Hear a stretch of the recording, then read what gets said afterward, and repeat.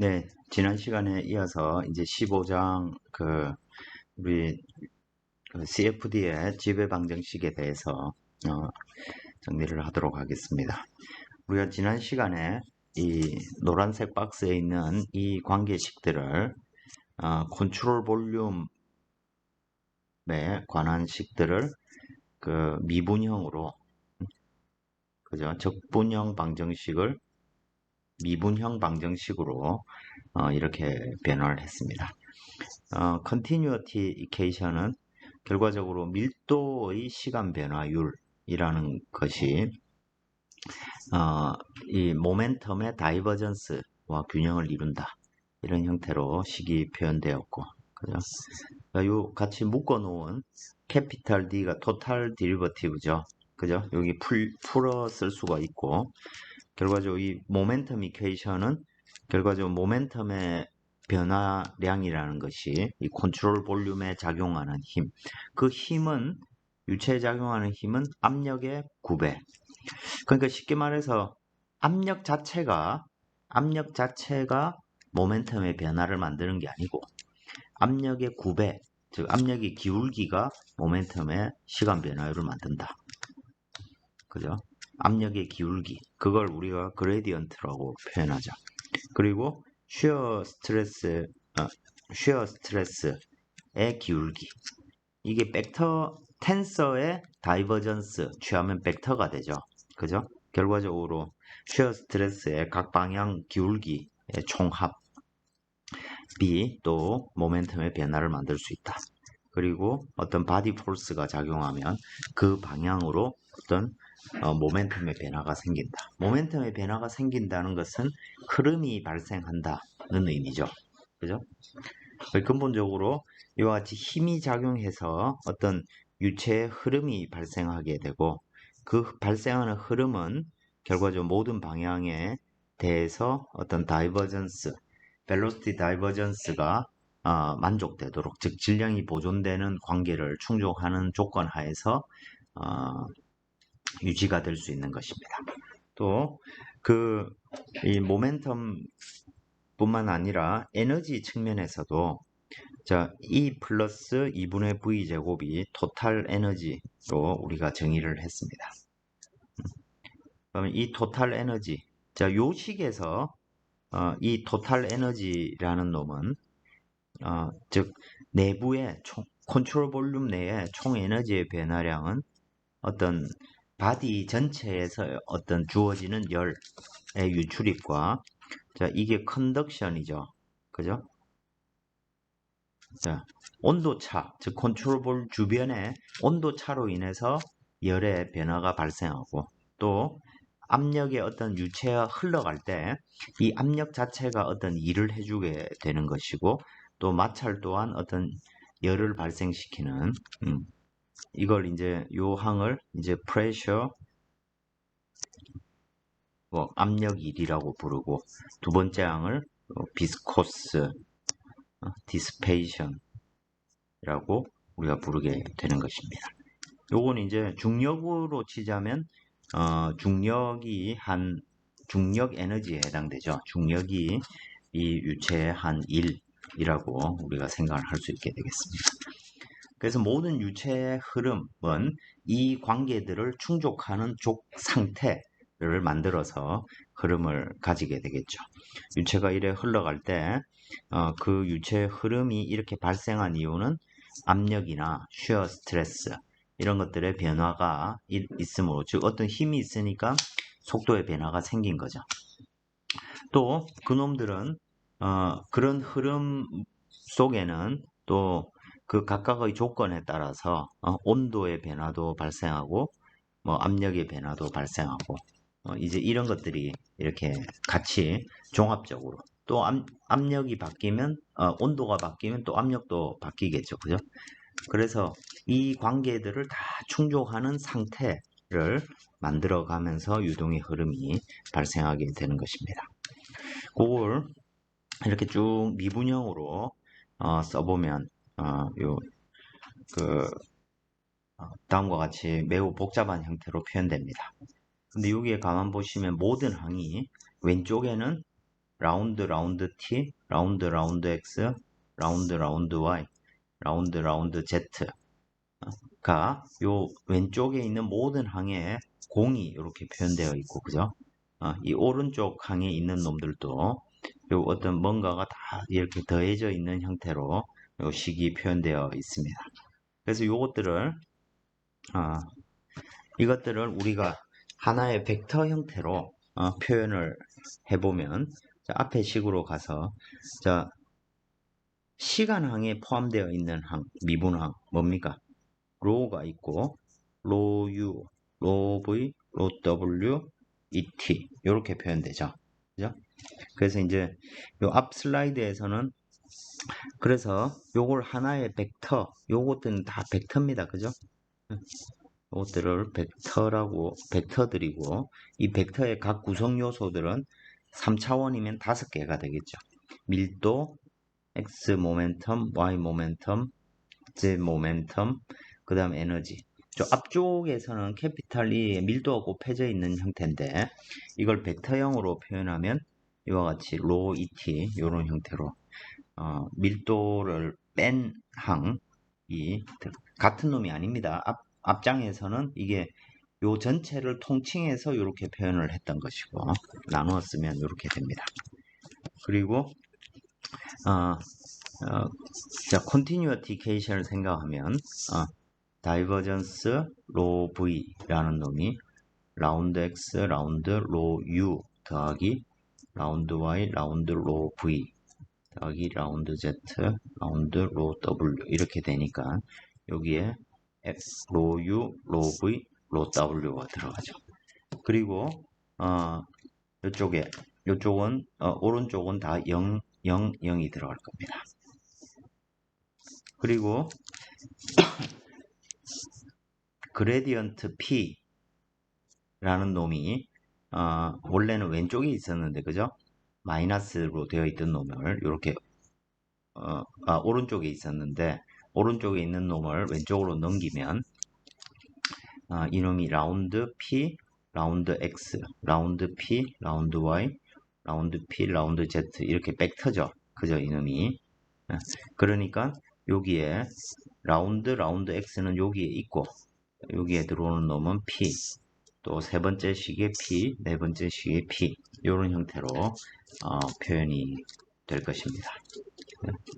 그리고 그 다음에 요쪽에 오른쪽에 있는 항들도 보면 쉬어 스트레스의 각 요소들이 저 자리에 이렇게 매치가 되겠죠. 그리고 이 에너지 이케이션 같은 경우에는 또 압력 1, 그죠? 압력이 한 PV 벡터 이 놈을 마이너스였는데, 그죠? 또 왼쪽으로 이렇게 넘기면 토탈 인터널 에너지에 PV가 P 압력이 들어가니까 토탈 엔탈피가 될 겁니다. 그래서 로 UH, 로 VH, 로 WH가 될 것입니다. 그리고 왼쪽에 컨덕션에 의한 1, 마이너스 QX, 마이너스 QY, 마이너스 QZ. 그 여기서 QX라는 것은 X 방향 1인데, 여기 마이너스에 라운드 T, 라운드 X가 되겠죠. 그죠? 그래서 이 식으로 쓰면 마이너스 마이너스 없어져서 플러스가 될 겁니다.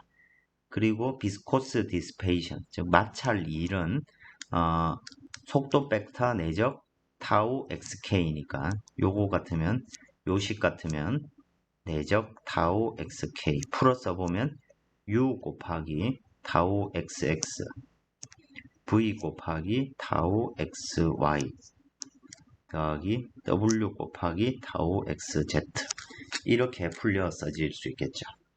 그죠? 이와 같이 식들이 이렇게 정리가 됩니다. 여기에서는 외부에서 주어진 어떤 바디 폴스는 지금 쓰여져 있지 않겠죠. 않는 거죠. 그럼 뭐 만약에 바디 폴스가 주어지는 문제다, 그러면 요 오른쪽 항에 있어야 될 것입니다. 그리고 이 식에서 이제 F, G, H를 벡터를 인비시드 플럭스 벡터라고 부릅니다.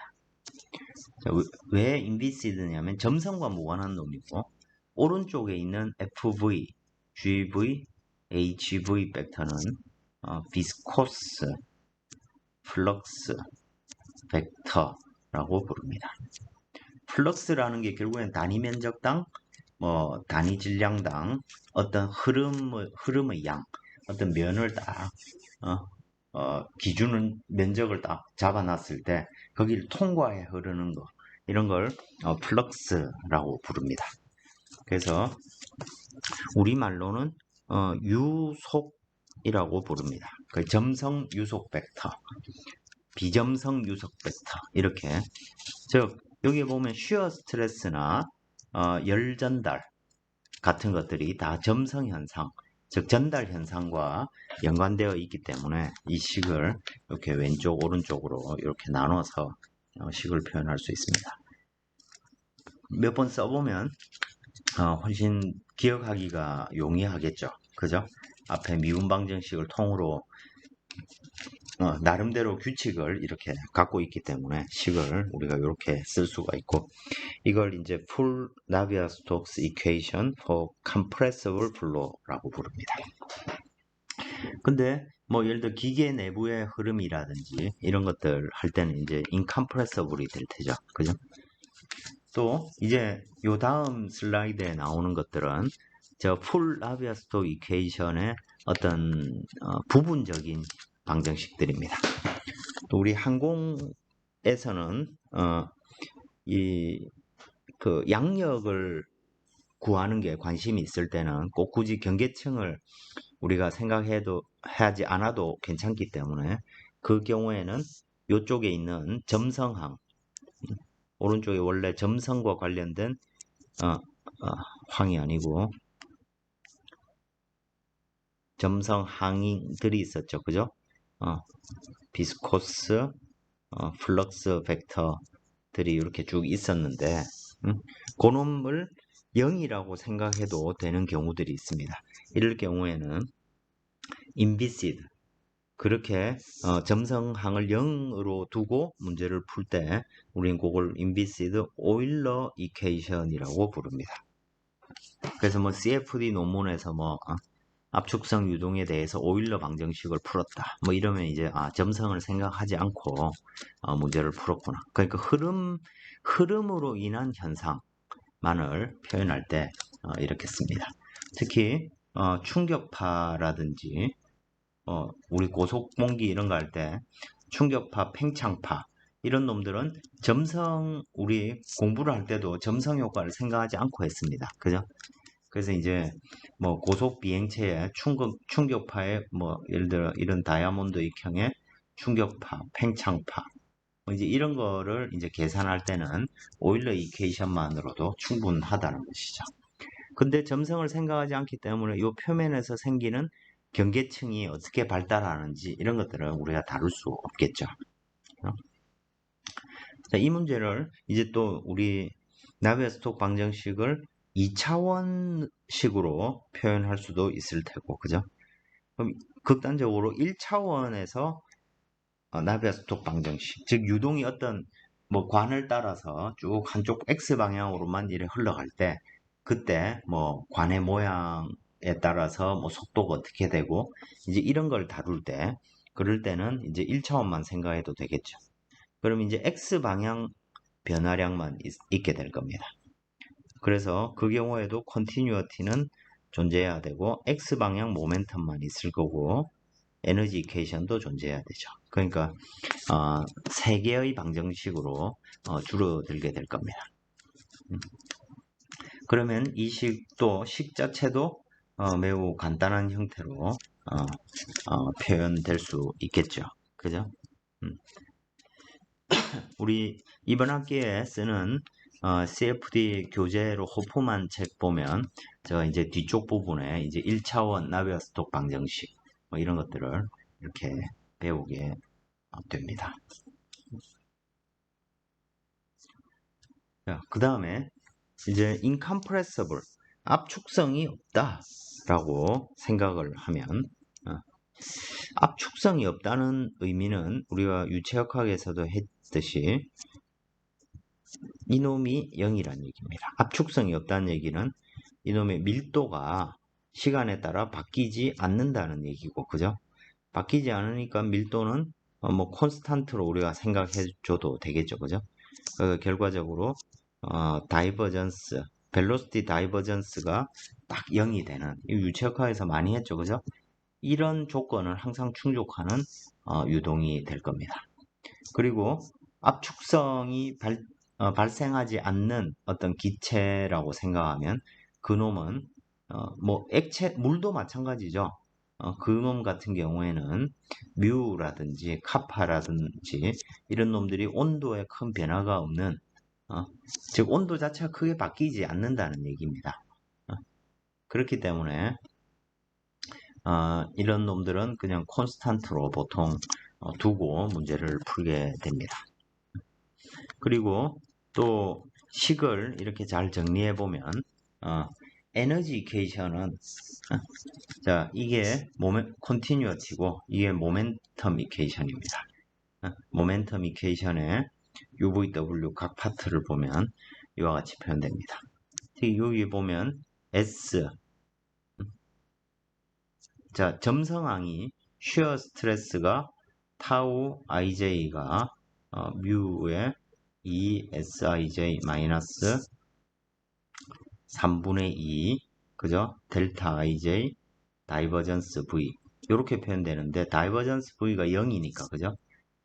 인컴프레서블 유동에서는 2뮤의 sij로 표현될 겁니다. 그럼 여기에 이제 그냥 s로 스트레인 레이스로 비스코스 플럭스가 다 표현되는 것이죠. 자, 그리고 이 관계식을 가만히 들여다보면 여기에는 온도가 아무 상관이 없는 문제로 되어 있죠. 예를 들어 공기다. 압축성이 컴프레서블인 공기 같은 경우에는 P는 로알티 관계가 성립하는데, 그죠? 이 인컴프레서블 플로어에서는 P 압력하고 온도가 직접적으로 연관되지 않습니다. 그럼 이제 압력을 어떻게 결정할 건가 하는 것이 중요한 이슈가 되는데, 그거는 차치하더라도, 즉 이 에너지 방정식을 굳이 풀지 않아도, 에너지 방정식을 풀지 않아도 우리가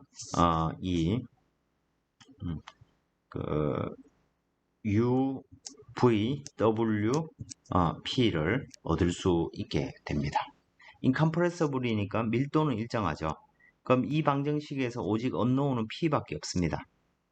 그리고 추가적으로 속도에 대한 조건이 있기 때문에 이 둘에 대한 어떤 관계식을 추가적으로 우리가 얻어가지고 그걸 풀게 됩니다.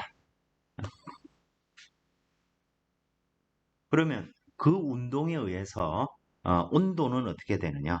온도 또한 식을 정리해 보면 이런 식으로 표현되는 것이고, 온도는 예를 들어 위에서 그 컨티뉴어티랑 모멘텀 이퀘이션을 풀면 UVW가 결정이 되죠. 이게 결정되면 그냥 이 식은 온도만의 함수식입니다. 그래서 이건 따로 풀어도 되죠. 그래서 패시브한 스칼라 양이다, 온도는. 에너지 이퀘이션을 온도에 관한 식으로 바꿀 수 있고, 이놈은 따로 풀 수 있는 패시브한 스칼라 양으로 우리가 처리해 줄 수 있는 것이죠. 그래서 많은 사람들이 이 에너지 이퀘이션을 풀지 않고 그냥 이 모멘텀 컨티뉴어티와 모멘텀 이퀘이션 두 개만 이렇게 풀 수 있어서 인컴프레서블 플로우를 빨리 그러니까 간단한 개념으로 우리가 풀 수 있게 됩니다. 근데 여기서 이제 압력을 어떻게 구할 건가? 물에 대해서는 P는 로알티가 성립하지 않죠, 그죠?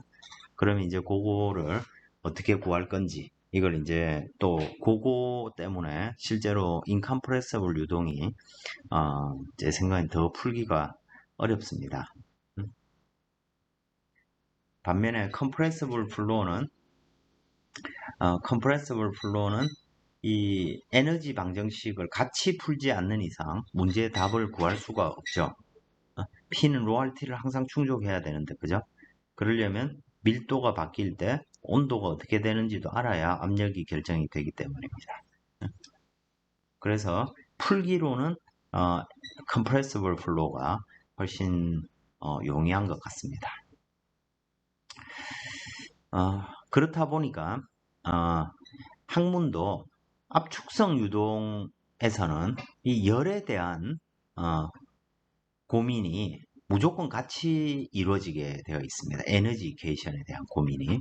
근데 이제 비압축성을 하는 뭐 통상적으로 이제 저속 뭐 자동차라든지 기타 저속 기계들 이런 데서 유체역학을 다루는 사람들은 이 유체역학하고 열공학 이런 것들을 따로 구분해서 생각을 합니다. 그래서 이제 모멘텀 이케이션을 푸는 게 이제 뭐 유체공학이라면 이 열공학 하시는 사람들은 이제 또 이 에너지 이케이션 자체에 더 관심이 많겠죠. 하여튼 그런 역사적 이유가 되는 얘기를 했습니다. 그래서 이게 보다시피 점성이 없는 경우 1차원, 2차원, 3차원인 경우 또 압축성이 없는 경우 이것처럼 우리가 다루는 근본 방정식은 똑같지만 가급적이면 간단하게 풀 수 있도록 식을 축약해서 우리가 고민을 하게 되는 것입니다. 그 다음에 더 근본적인 방정식으로 더 간단한 형태로 식을 고민하기도 합니다. 예를 들어 저 방정식에서 유체의 흐름 자체가 없다. 에너지 이케이션 앞에서 여기서 본 에너지 이케이션 온도로 표현을 했는데 이 에너지 이케이션에서 유동의 흐름이 없다. 뭐 이렇게 생각을 해보겠습니다. 뭐 수영장이라 생각해 보겠습니다.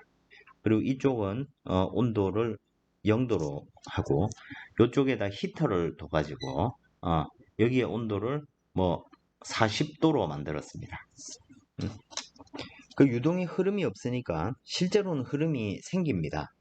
왜냐하면 부력에 의해서 물의 순환이 생기죠. 근데 뭐 그냥 막대기 쇠막대기하고도 같은 상황이죠. 쇠막대기는 이 안이 쇠로 차 있고 그냥 유체가 차 있다고 생각을 해보겠습니다. 그러니까 흐름이 없으니까 UV, W 다 0이죠. 속도가 0입니다. 그러면 당연히 여기서 U, V, W 없어지고 그죠? 또 뭐 2차원이라 생각해 보겠습니다. 3차원이라 해도 되는데 2차원 문제라고 해보겠습니다. 그럼 남아있는 식은 라운드 T, 라운드 T. 즉 온도의 시간 변화율은 로 CP분의 카파.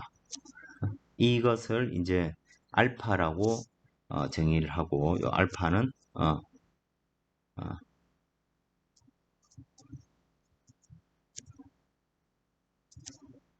열 전도 열 확산 계수라고 부릅니다. 열 전도율은 카파죠. 그놈을 이렇게 표현을 했고 여기에 보면 이제 온도에 대한 2차 미분이 있죠. 자, 이런 표현을 수학적으로 어떻게 표현합니까? 라플라시안을 이용해서 표현을 하죠. 그죠? 자, 이 식을 뭐라고 부르냐면 히트 이케이션이라고 부릅니다. 자, 그래서 뭐 이제 이 미분 방정식이 이런 모양인 거죠. 그죠? 그리고 이게 1차원이다 라고 하면 이 식은 라운드 t는 알파 라운드 스퀘어 t 라운드 x제곱 이렇게 식이 주어지게 될 겁니다. 즉 온도의 2차 미분, 공간의 미분이 클수록 그죠? 이 2차 미분이죠. 온도 변화의 곡률이 클수록 온도가 더 빨리 바뀐다. 이런 얘기죠. 자, 이 문제를 우리가 공합 수학할 때 보면 이건 초기 조건도 필요하고 그죠? 이니셜 컨디션도 필요하고 X에 대한 바운더리 컨디션도 필요하죠. 그죠? 자, 그러면 바운더리 컨디션은 뭡니까? 요 왼쪽 벽이 0도다. 오른쪽 벽이 40도다. 이게 이제 바운더리 컨디션이 해당되겠죠. 그럼 초기 조건은 저 처음에 내가 시간을 생각하기 시작하는 t가 0일 때 여기에 온도가 10도였다. 즉 물이 처음에는 10도로 차 있었다. 이렇게 해서 이 솔루션을 구하면 시간에 따라서 온도가 어떻게 바뀌는지. 자, 그러면 당연히 여기에도 요 끝에서도 10도였는데 여기에 40도로 가열이 됐으니까 온도가 여기서는 올라가겠죠. 20도. 그죠? 최종적인 상태는 뭐가 될까요? 최종적인 상태는 스테디 상태가 되겠죠. 그건 어떤 상태입니까? 라운드 캐피털 T, 라운드 T가 0인 상태가 되죠. 즉 시간에 따라 어떤 변화가 없는 상태. 그럼 이게 0이니까 결과적으로 T 라운드 X제곱. 자, 그래서 이 온도라는 놈은 최종적인 상태는 T의 함수가 아닐 겁니다. 그죠? 더 이상 바뀌지 않으니까. 그저 X의 함수일 텐데 두 번을 미분할 때 0이 나왔습니다. 그러면 이 함수의 모양은 어떤 모양일까요? ax 플러스 b 모양이겠죠. 두 번 미분해서 0이 나와야 되니까 직선의 분포를 가진다는 얘기입니다. 쉽게 말해서 0도에서부터 40도까지 온도가 쭉 올라간 이런 상태의 온도 분포를 가지겠죠. 이와 같이 이런 방정식을 열이 즉 온도가 어떻게 바뀌는지를 표현해주는 방정식 흐름이 없을 때 그죠? 이걸 이제 heat equation 또는 뭐 diffusion equation 뭐 이렇게 우리가 부르게 됩니다. 자, 이게 우리 나비아-스톡 이퀘이션의 아주 극단적인 한 형태죠. 에너지 이퀘이션의 한 극단적인 형태가 됩니다. 또 이 중에서 방금 구해봤듯이 시간 변화율이 없는 상태가 되면 그건 뭐냐면 온도의 라플라시안이 0이 되는 상태. 이걸 이제 우리가 라플라스 방정식이라고 하고 일반적으로 이 위에 있는 형태를 수학적으로는 파라볼릭이라 부르고 이 라플라시안 즉 시간에 따른 변화가 없이 공간의 어떤 상태만을 나타내고 있기 때문에 이건 엘립틱 타입의 편미분 방정식이다 이렇게 부르게 됩니다. 또 이거 이제 컨티뉴어티 말고 모멘텀 이퀘이션을 한번 생각해 보겠습니다.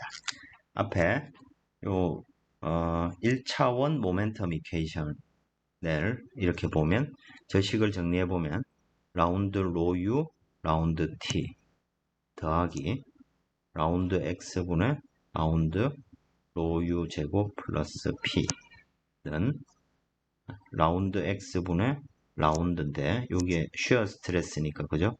뮤의 라운드 U 라운드 X 뭐 이렇게 표현되겠죠. 그죠? 자, 식이 이렇게 되는데 여기서 뭐 밀도가 일정하다. 밀도랑 압력이 일정하다. 라고 우리가 가정을 하면 이 식이 훨씬 간단하게 쓰여질 수 있겠죠. 그렇게 했으면 여기에서 양변에 밀도를 나누면 뮤 나누기 로를 누라고 치면 이 나비아-스톡 이퀘이션의 모멘텀 이퀘이션은 1차원에서의 모멘텀 이퀘이션은 이와 같이 표현될 수 있을 것입니다. 여기에서 누는 동점선 계수는 0이라 콘스탄트라고 치면 오직 이 식은 u로만 표현되는 방정식이죠. 근데 이 식은 여기에 보면 u에 대한 미분에다가 u가 곱해져 있으니까 이거는 난리니어한 방정식이 되죠. 그죠? 비선형 방정식이 되는 것입니다. 이게 나비아-스톡 방정식의 스칼라 모델이 되는 것입니다. u에 대해서만. 그러면 u 속도가 시간에 따라 바뀌는 걸 내가 생각을 해보고 싶은 겁니다. 그러면 그때 이놈이 시간에 따라 바뀌는데 공간의 어떤 변화도 같이 일어나겠죠. 왜냐하면 유동이 u의 속도를 가지고 흘러가니까. 그때 속도가 어떻게 바뀌게 될 것인지 이런 거를 생각해 볼 수 있는 방정식이 되는 것입니다. 또 이 스칼라 나비아스톡 방정식의 스칼라 모델에서 점성항을 없애버리게 되면 요 항이 오른쪽 항이 없어지죠. 그러면 여기에 있는 이 식처럼 식이 표현되고 이건 여전히 난리니어 비선형항은 남아 있으니까 요걸 난리니어 버거스 이퀘이션이라고 부릅니다. 이건 또 여기서 이게 난리니어니까 또 문제가 어렵습니다. 그래서 U를 상수, 요게 결국 알고 보면 어떤 파동이 전달되는 속도에 해당되는데 이 속도를 상수라고 두는 것입니다. 그럼 리니어 웨이브 이퀘이션이 됩니다. 자, 그래서 요게 상수인 이 식은 리니어 방정식이 되는 거죠. 자, 이 아래쪽에 있는 이 두 가지는 기본적으로 어떤 흐름이 특정한 방향성을 가지고 쭉 속도 U 또는 A를 가지고 쭉 움직여 갈 때에 어떤 상태를 나타낸다고 해서 이건 하이퍼볼릭 타입 형태의 파라볼릭 하이퍼볼릭한 형태의 PDE 편미분 방정식이다 라고 부릅니다. 우리가 크게 이 편미분 방정식을 파라볼릭, 엘립틱, 하이퍼볼릭 이렇게 구분을 하게 되는 것입니다. 지금 우리가 나비아스톡 방정식을 점점 뭐 축소를 지금 해오고 있는 것이죠. 그죠? 그래서 특수한 가정들, 흐름이 없다, 뭐는 상수다, 점성이 없다, 뭐 이런 걸 해서 최종적으로 이 식들을 얻게 됐습니다. 자, 우리가 CFD를 공부할 때 처음부터 저 엄청나게 복잡한 그죠? 풀나비아스톡스 이퀘이션을 공부하기가 어렵습니다. 그래서 우리가 이번 학기에 배우는 호프만 책은 기본적으로 이렇게 구성되어 있습니다. 편미분 방정식이 파라볼릭한 타입이 있고 엘립틱한 타입이 있고 하이퍼볼릭한 타입이 있다고 했을 때 여기에 보시면 파라볼릭한 타입은 앞에서 라운드 t는 알파 요 힛 이퀘이션이 대표적인 파라볼릭 이퀘이션이 되는 거죠.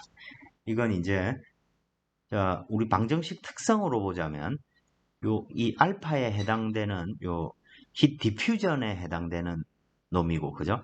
그러니까 이 식은 자, 어떤 물리적인 상태가 있을 때 그놈이 확산되는 특성이 어떻게 되는지를 대표적으로 표현하는 방정식이 됩니다.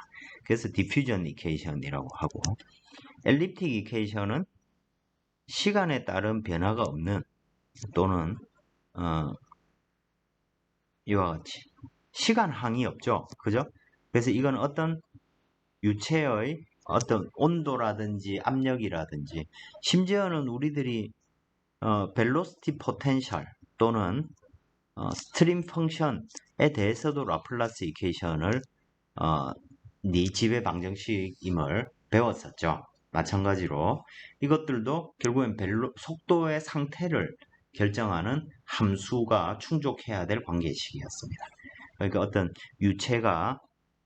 유체의 어떤 멈춰있는 어떤 상태, 시간에 따라 바뀌지 않는 어떤 상태를 표현하는 그리고 그런 것들을 대표하는 식이 라플라스 방정식이라는 얘기입니다.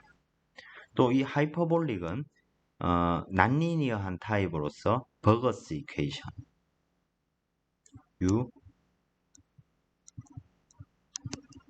사실 우리가 충격파 이 버거스 이퀘이션을 통해서 우리가 고속공기에서 배웠던 이 충격파가 왜 생기는지 그리고 그 충격파의 강도가 어느 정도 되는지 이걸 우리가 알 수 있게 됩니다.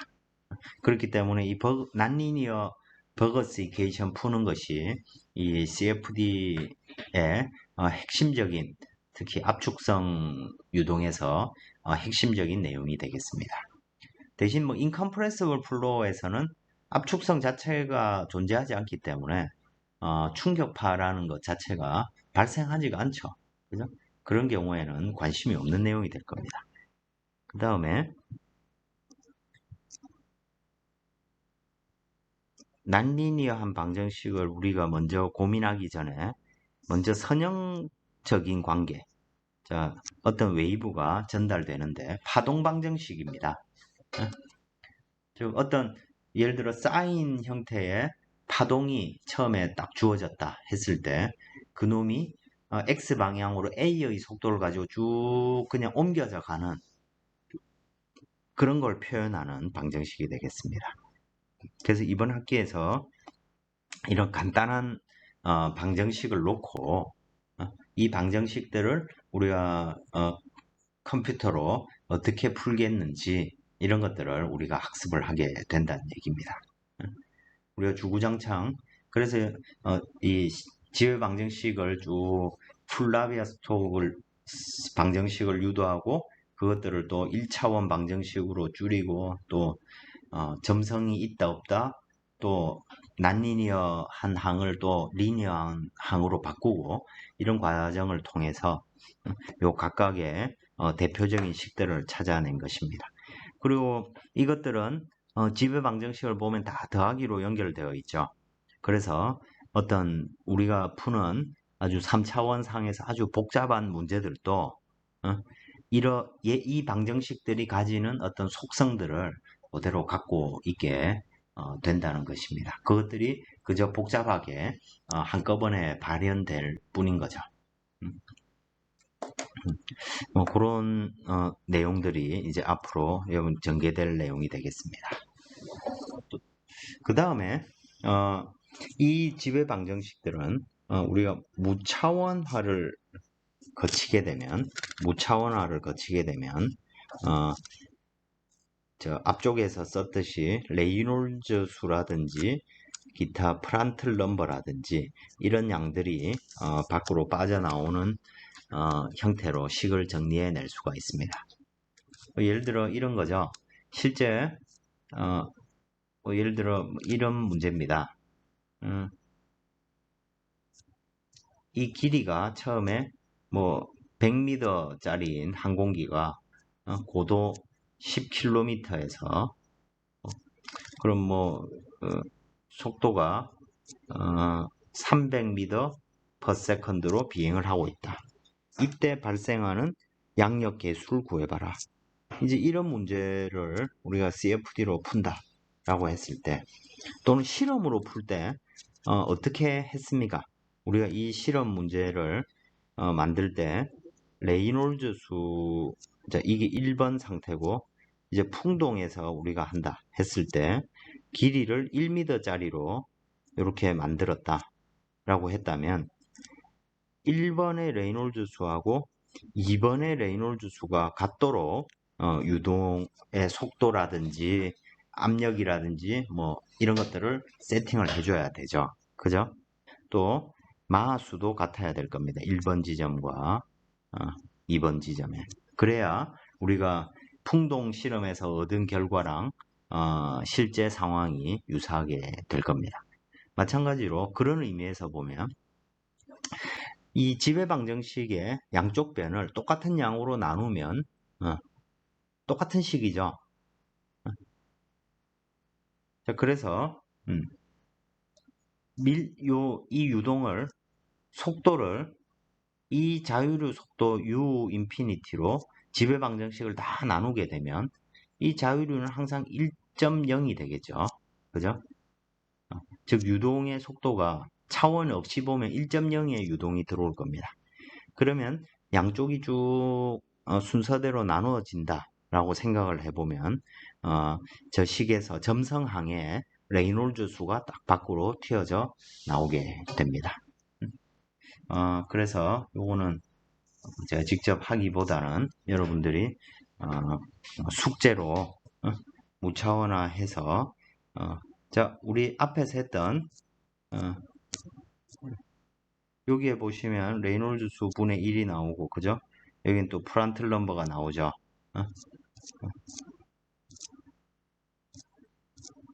자, 이 관계식 이런 무차원화 방법을 이용하면 뭐 앞에서 정리되어 있던 저런 식을 표현할 수 있게 되는 것입니다. 그러면 결과적으로 우리가 어떤 문제, 어떤 문제를 레이놀즈 수가 얼마고 마하 수가 얼마다. 그러면 레이놀즈 수를 계산할 때 썼던 기준 길이에 충족이 되도록 우리가 CFD로 문제를 풀면 그것이 실제 문제와 같은 결과를 얻을 수 있게 되는 것이죠. 그죠? 그래서 우리가 여러분들 익형 에디슨 풀 때 익형 문제의 길이를 항상 이 길이를 1.0으로 만들어서 풀었죠. 그죠? 자, 그래서 실제 길이 XYZ를 어떻게 했다는 얘기입니까? 길이를 무차원화했다는 얘기입니다. X를 코드 길이로 이렇게 무차원화했고, 그죠? 그러면 이제 레이놀즈 수에는 이 코드 길이가 딱 포함이 되겠죠. 뮤분의 로 VC, 그죠? 이렇게 하면 결과적으로 우리가 기준이 되는 길이, 레이놀즈 수의 이 길이가 기준 길이죠. 이 기준이 되는 길이를 이제로 전체 공간을 무차원화했기 때문에 이 코드 길이가 1.0이 되는 것입니다. 그래서 여러분들이 격자를 항상 이렇게 만들어서 풀었죠. 실제 길이로 만드는 것이 아니고 이런 과정으로 무차원화를 하면 여러 가지 개념적으로 좀 간단해지는 측면들이 있고 그때 이 레이놀즈 수나 프란틀 넘버 이런 개수들이 밖으로 튀어나오게 됩니다. 또 어떤 사람은 여기에 보면 우리는 지금 현재 압력을 동압의 의미를 가지는 로유 제곱으로 무차원화했는데 또 어떤 사람은 압력을 더 중요시 더 보기 편하게 하도록 대기압으로 무차원화하는 경우가 있습니다. 그러면 속도는 1.0이 안 되고 압력을 저렇게 무차원화해서 식을 여러분들이 한번 풀어보면 속도는 마하수의 함수가 또 될 겁니다. 그런 식으로 내가 기준을 뭐로 잡느냐에 따라서 저 방정식에 튀어나오는 이런 무차원 변수들이 조금씩 달라지게 되는데 하여튼 뭐 그거는 여러분들 한번 유도를 한번 해보시면 얻을 수 있게 될 것 같습니다. 요거를 이제 이번 장에 숙제로 내도록 하겠습니다. 이 뒤쪽에 있는 내용들은 이 CFD에 대한 뭐 좀 여러 가지 측면의 얘기들입니다. 옛날에는 어널리틱한 방법, 즉 손으로 푸는 방법 또는 실험적인 방법만 있었는데 요즘에는 이제 하이스피드 컴퓨터로 인해서 이제 특히 요즘에는 이제 병렬 처리를 많이 하죠. 그래서 예를 들어 어떤 우리가 CFD로 푸는 격자들이 이렇게 쭉 주어져 있으면 푸는 영역을 이렇게 나누는 거죠. 그래서 여러 대의 컴퓨터에 일을 나누어져 가지고 결과가 나오면 그걸 하나로 묶어주게 되면 계산 시간이 3분의 1이 되겠죠. 그죠? 그래서 이런 과정을 이제 도메인 디컴포지션, 영역 분할 뭐 이라는 단어들을 쓰게 됩니다. 이런 과정들을 통해서 뭐 우리가 어떤 유동 현상을 모델링하고 시뮬레이션 할 수 있다. 그리고 실험 결과를 검증하는데 또 쓸 수가 있고 또는 여러 개의 어떤 시스템이 같이 묶여져 있을 때 그것들을 우리가 설계를 하는데 그래서 시뮬레이션 베이스 디자인 설계 이런 거 하는데 이제 CFD가 활용이 되는 것입니다. 여러분 CFD랑 뭔가에 대한 뭐 개념적인 설명들이 되겠습니다. 여기에 키워드로서 근본적으로 우리가 하고 싶은 것은 프레딕션이고 수학적인 방정식. 지금 우리가 이 15장에서 주구장창 했던 게 이 지배 방정식을 유도하는 거였죠. 그죠? 그래서 그거를 어떤 뉴메리컬한 어떤 과정, 수치적인 과정을 통해서 답을 얻는 그런 것을 이제 우리가 CFD라고 부른다. 그러면 그 기본적인 과정은 이 적분형 또는 미분형으로 표현된 지배 방정식을 discretized algebraic form, discrete 이제 조각난 이런 말이죠, 그죠? 그래가지고 우리가 내가 실제로는 예를 들어 이렇게 긴 어떤 막대의 온도 분포를 내가 구하고 싶다. 근데 이걸 연속적인 어떤 함수로 컴퓨터는 결코 구해내지 못하죠. 그래서 우리는 요거를 조각을 이렇게 내게 됩니다. 조각을 내고 그 조각의 어떤 솔루션들을 찾는 것이죠. 그러면서 필연적으로 우리는 자, unknown이 4개면 이 4개를 풀기 위한 4개의 방정식을 얻어야 되는 거죠. 그죠? 그럼 이 4개의 방정식을 연립해서 우리가 어떤 솔루션을 구하는 거죠. 그죠? 연립 방정식의 해를 구하는 게 뭡니까? 리니어 엘지브라입니다. 그죠? AX는 B. 이거 X를 구하는 게 우리가 솔루션을 구하는 거죠. 그럼 A의 인버스 B가 필요한 거고. 그죠? 결과적으로 이 지배 방정식을 조각난 대수 방정식으로 우리가 표현하고 그 결과는 values at discrete point 이렇게 조각난 어떤 각 지점의 값들로서 우리는 그 결과를 얻는 것입니다. 그러면 저 값들로 그래프를 이렇게 그려보면 얘가 뭐 온도가 증가하는지 감소하는지 아니면 뭐 증가했다가 감소하는지 이런 것들을 찾을 수 있게 된다는 것이죠. 그래서 보시면 결과적으로 만약에 우리가 이 공간을 100만 개의 컨트롤 볼륨의 으로 우리가 조각을 냈다 생각을 하면 우리가 풀어야 되는 행렬의 사이즈는 얼마일까요? 100만 곱하기 100만 짜리 행렬의 역행렬을 구해야 되는 문제죠. 여러분들 우리 수학 배울 때 3 곱하기 3 행렬의 역행렬 구하라 이런 문제 많이 해봤죠. 4 곱하기 4 해봤습니까? 아주 고통스럽죠. 그죠?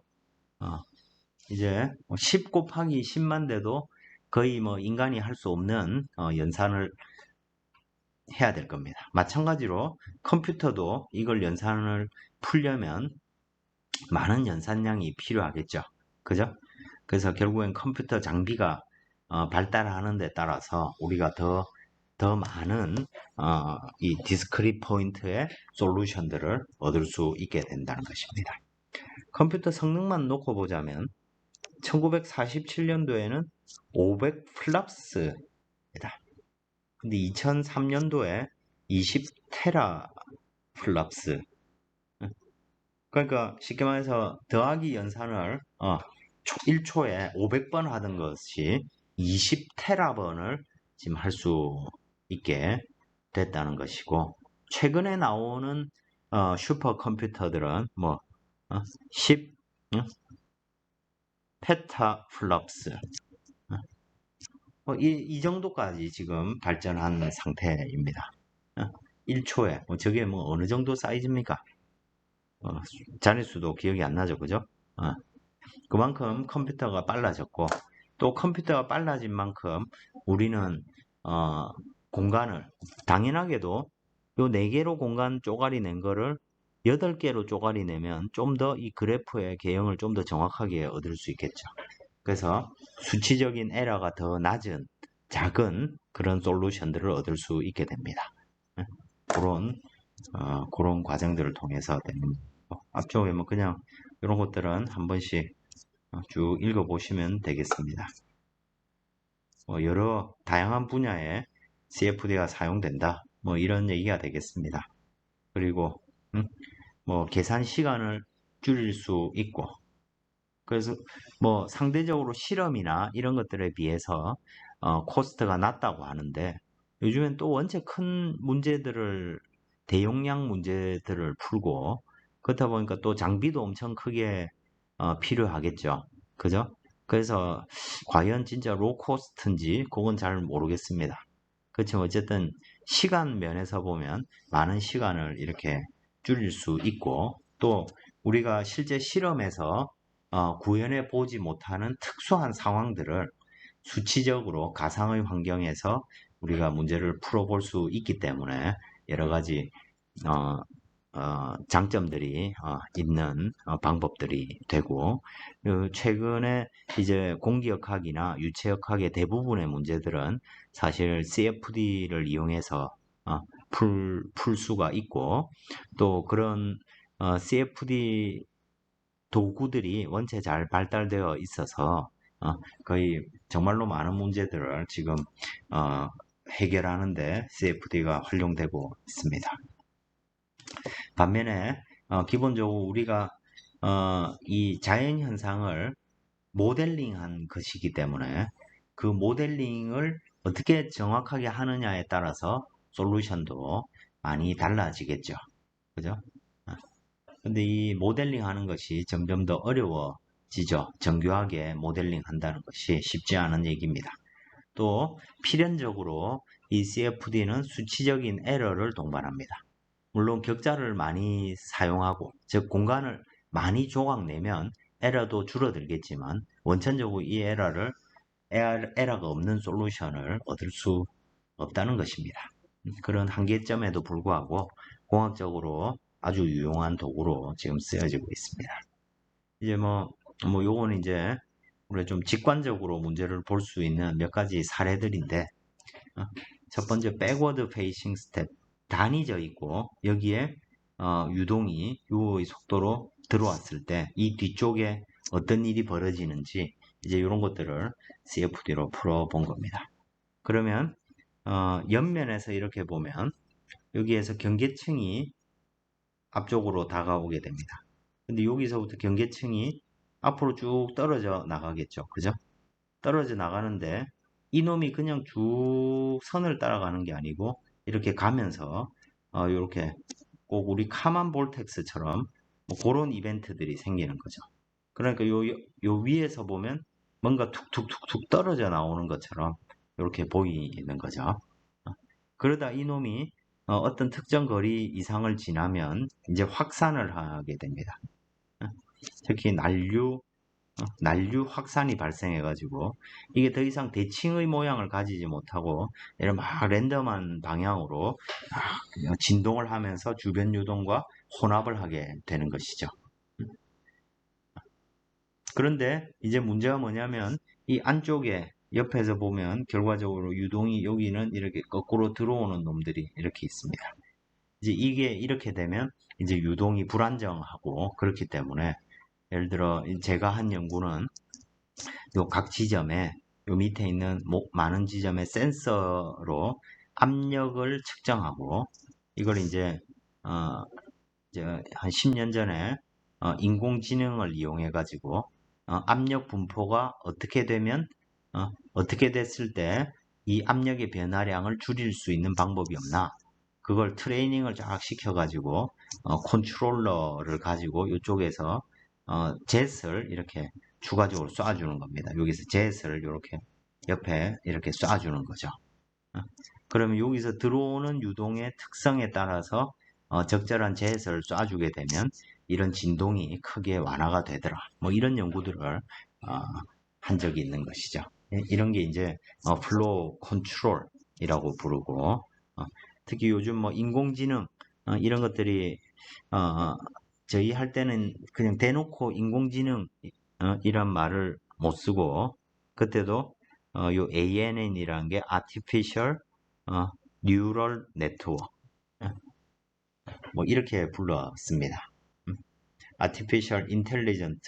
근데 이제 가만히 살펴보니까 AI 하는 거하고 그때 제가 했던 거하고 똑같더라고요.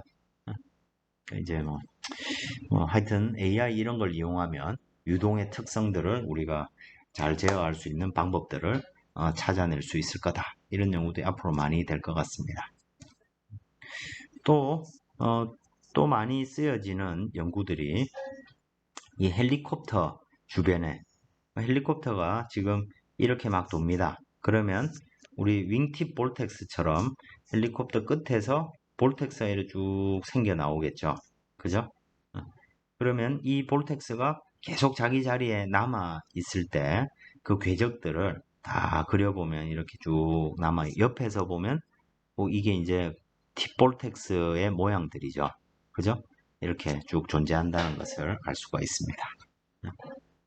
근데 이제 요게 이제 이 팁볼텍스에 떨어져 나온 흐름이 꼬리 날개에 영향을 주면 꼬리가 막 떨리는 이런 이벤트들이 생길 수 있죠.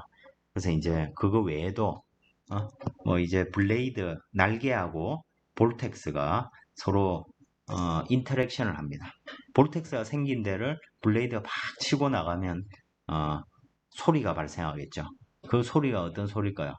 다다다 헬리콥터가 올 때 나는 소리 다다다다 하는 소리가 이 블레이드가 볼텍스를 치는 소리입니다. 엔진이 다다다다 하는 건 아니죠. 경운기도 아니고 그죠? 엔진을 샥 하는 소리가 날 겁니다. 근데 우리가 다다다다 하며 들리는 소리는 사실 이 블레이드 볼텍스 인터랙션이라는 것입니다. 또 이 헬리콥터는 기본적으로 블레이드 자체가 굉장히 플렉서블합니다. 그러니까 블레이드가 막 움직이는 거죠. 블레이드가 움직이고 또 이 다이나믹 스톨 각도가 힘의 균형을 맞추기 위해서 블레이드의 각도가 계속 바뀝니다. 그러면 스톨이 또 생기기도 하고 이런 것들을 우리가 CFD로 실험적으로 하긴 정말로 어려운 거죠. 그래서 실험적인 실험을 대신해서 이렇게 컴퓨터 시뮬레이션을 해가지고 어떤 일이 발생하고 또 그 일을 발생하지 않도록 하려면 안 좋은 일을 발생하지 않도록 하려면 어떻게 해야 되는지 이런 답을 찾는 연구들을 하게 되는 것입니다. 좀 전에 얘기했던 블레이드 볼텍스 이 동영상이 안 나오네. 나오네요. 보시면 이와 같이 피칭 운동을 쭉 할 때 꼭 그 스톨 현상처럼 피칭 운동을 하면서 이런 큰 볼텍스가 요 앞에서부터 팍 떨어져 나가는 이러면서 이제 이게 양력에 해당되는 그래프입니다. 바등각이 쭉 올라갈 때 바등각이 쭉 올라가다가 볼텍스가 탁 떨어져 나가면 피크를 팍 이렇게 치게 됩니다. 그러다가 급격하게 다시 이렇게 원래대로 회복을 하는 이게 다이나믹하게 발생하는 스토리라고 부릅니다. 다이나믹 스토리라고 부르는 거죠. 뭐 이제 이런 것도 우리가 시뮬레이션을 해볼 수 있고 또 최근에는 이제 버추얼 윈드 터널 이제 윈드 터널을 이제 우리가 꼭 VR 이런 걸 이용해 가지고 가상으로 만들어내는 거죠. 그러려면 실제로 제가 이제 이 과제에 참여했었는데 120 밀리언 그러니까 격자점이 1.2억 개입니다. 지금도 1.2억 개 계산하는 게 그렇게 쉽지 않은 건데 한 10년 전에 이제 저기 대전에 키스티라고 슈퍼컴 센터에서 요 계산을 수행을 했는데 일단 이 데이터는 우리 일반 PC에서는 볼 수가 없는 그림들입니다. 용량이 너무 많아서 몇 테라의 데이터를 막 그 렌더링하고 옆으로 돌리고 뭐 이런 걸 할 수가 없는 거죠. 이제 요걸 3차원적으로 처리해가지고 실제로 이거 3차원 안경을 끼고 VR 안경을 끼고 이거 보면 3차원 구조가 보입니다. 이게 그래서 이게 이제 헬리콥터 로터 주변에 발생하는 팁볼텍스의 궤적들인데 이 궤적을 3차원적으로 이렇게 보면 훨씬 많은 선명한 어떤 이해를 돕는 데 큰 도움이 됩니다. 이제 이런 개념으로 앞으로 이제 버추얼 윈드 터널 이런 것들이 많이 발전하게 될 겁니다. 이것도 이제 보시면 요게 위그선입니다. 이 밑에 바닥에 파란색 여기서 뭔가 막 오는 이게 뭐냐면 파도를 형상화한 겁니다. 바닥에 물결이 있고 그 위를 위그선이 이렇게 지나갈 때 그러면 이 파도의 높이에 따라서 그죠? 압력이 달라질 거니까 날개 위에 압력도 지금 여기 보면 압력이 계속 파라졌다 녹색이 됐다가 이렇게 자꾸 바뀌죠. 그죠? 그러면 밑에 이 파도의 영향이 어느 정도 되는지 이런 것들을 이렇게 컴퓨터 시뮬레이션으로 이렇게 찾은 결과가 되겠습니다. 요것도 뭐 3차원적으로 보면 되게 멋진데 다 한번 언젠가는 볼 수 있게 되겠죠, 그죠?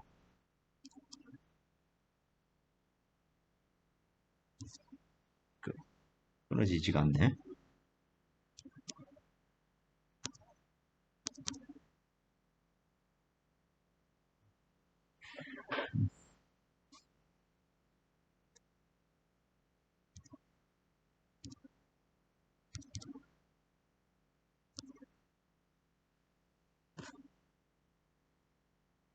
다 됐나 봅니다.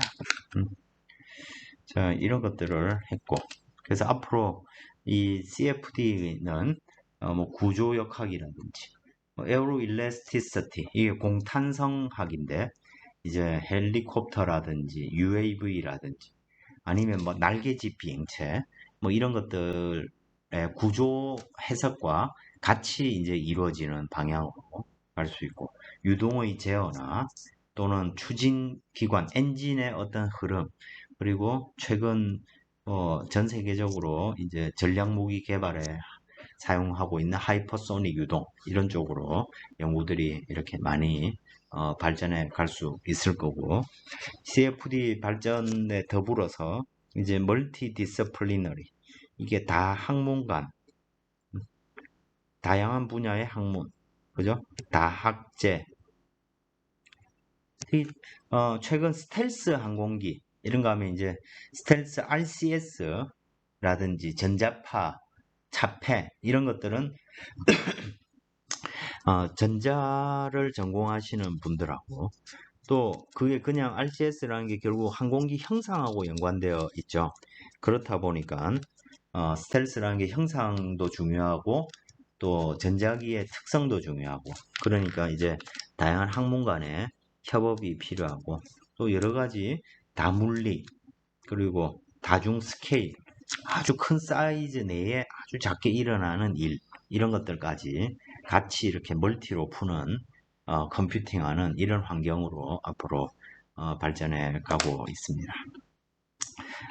이 정도로 15장 내용을 마무리를 짓고 다음 시간에 다음 장으로 넘어가 보도록 하겠습니다.